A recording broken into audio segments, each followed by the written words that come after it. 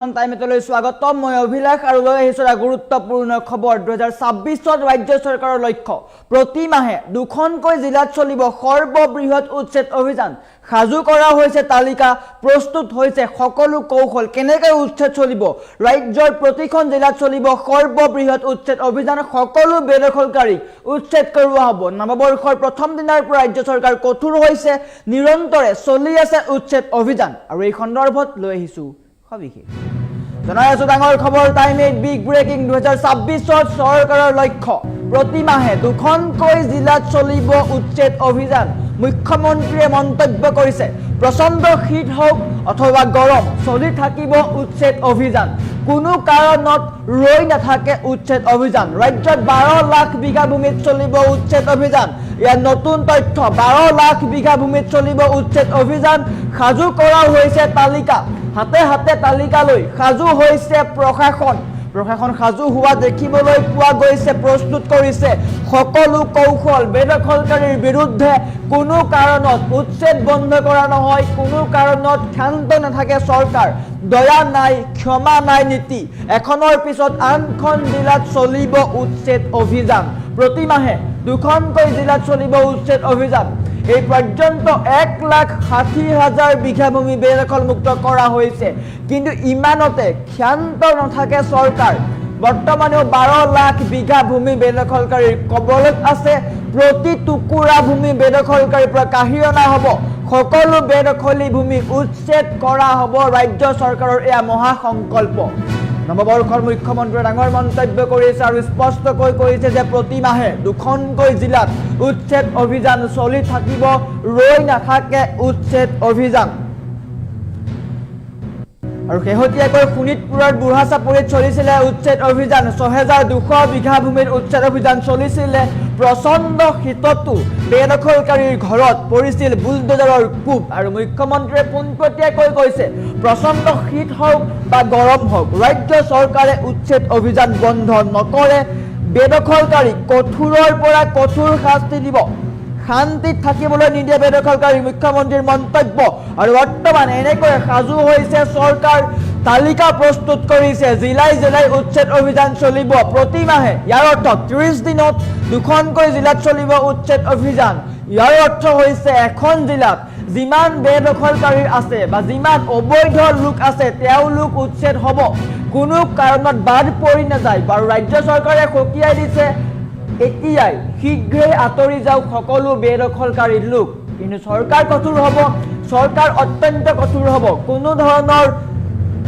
ক্ষমা নাই দয়া নাই ক্ষমা নাই নীতি প্ৰশাসনৰ স্পষ্টকৈ কৈ দিছে আৰু উচ্ছেদ অভিযান চলি থাকিব আৰু মুখ্যমন্ত্ৰীয়ে পোনপটীয়াকৈ কৈছে বেদখলকাৰীক শান্তিত থাকিবলৈ নিদিও নতুন বৰ্ষৰ পৰা ৰাজ্য চৰকাৰে মহা সংকল্প লৈছে অসমীয়া জাতিক বচাই ৰাখিবলৈ হ'লে অসমীয়া জাতিৰ সংস্কৃতি বচাই ৰাখিবলৈ হ'লে ৰাজ্য চৰকাৰে উচ্ছেদ অভিযান চলাব লাগিব আৰু সমান্তৰালকৈ উচ্ছেদ চলিব তাৰ সমান্তৰালকৈ পুছবেক চলিব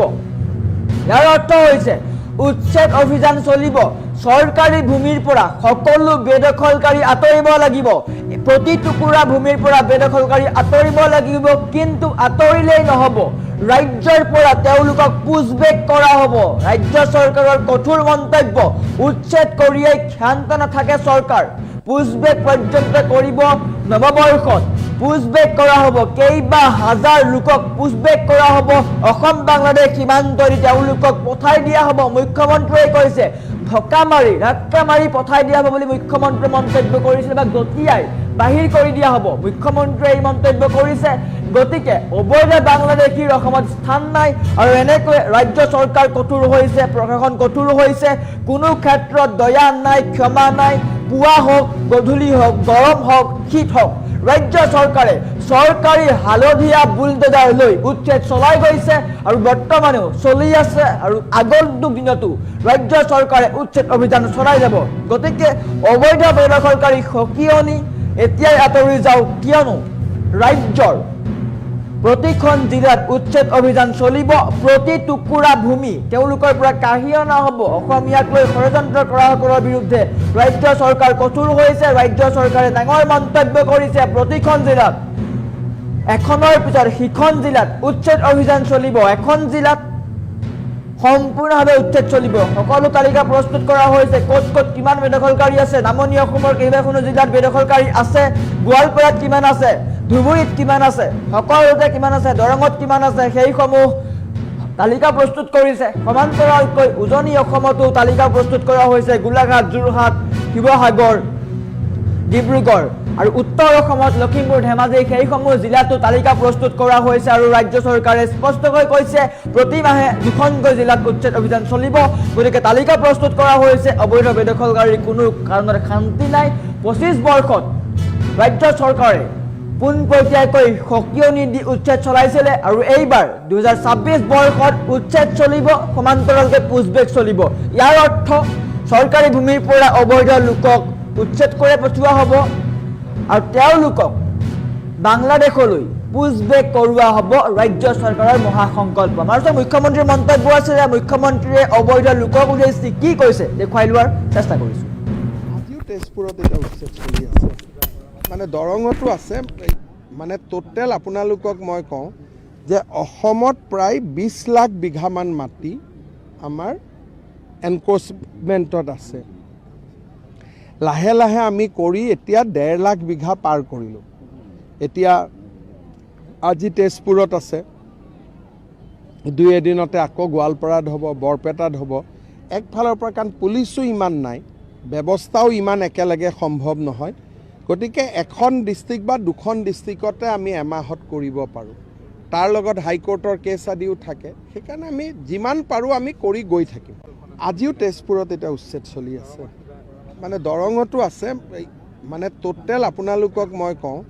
যে অসমত প্ৰায় 20 লাখ বিঘামান মাটি আমাৰ এনক্ৰচমেণ্টত আছে লাহে লাহে আমি কৰি এতিয়া 1.5 লাখ বিঘা পাৰ কৰিলোঁ এতিয়া আজি তেজপুৰত আছে দুই এদিনতে আকৌ গোৱালপাৰাত হ'ব বৰপেটাত হ'ব একফালৰ পৰা কাৰণ পুলিচো ইমান নাই ব্যৱস্থাও ইমান একেলগে সম্ভৱ নহয় গতিকে এখন ডিষ্ট্ৰিক্ট বা দুখন ডিষ্ট্ৰিক্টতে আমি এমাহত কৰিব পাৰোঁ তাৰ লগত হাইকোৰ্টৰ কেছ আদিও থাকে সেইকাৰণে আমি যিমান পাৰোঁ আমি কৰি গৈ থাকিম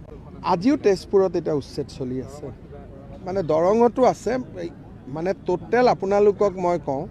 যে অসমত প্ৰায় 20 লাখ বিঘামান মাটি আমাৰ এনক্ৰচমেণ্টত আছে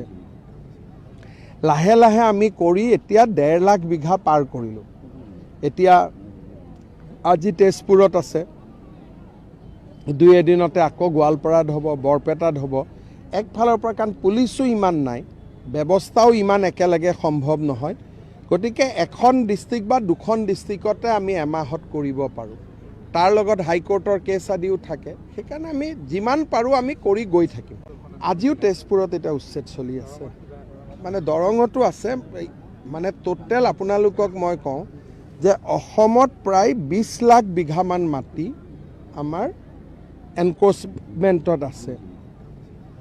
লাহে লাহে আমি কৰি এতিয়া 1.5 লাখ বিঘা পাৰ কৰিলোঁ এতিয়া আজি তেজপুৰত আছে দুই এদিনতে আকৌ গোৱালপাৰাত হ'ব বৰপেটাত হ'ব একফালৰ পৰা কাৰণ পুলিচো ইমান নাই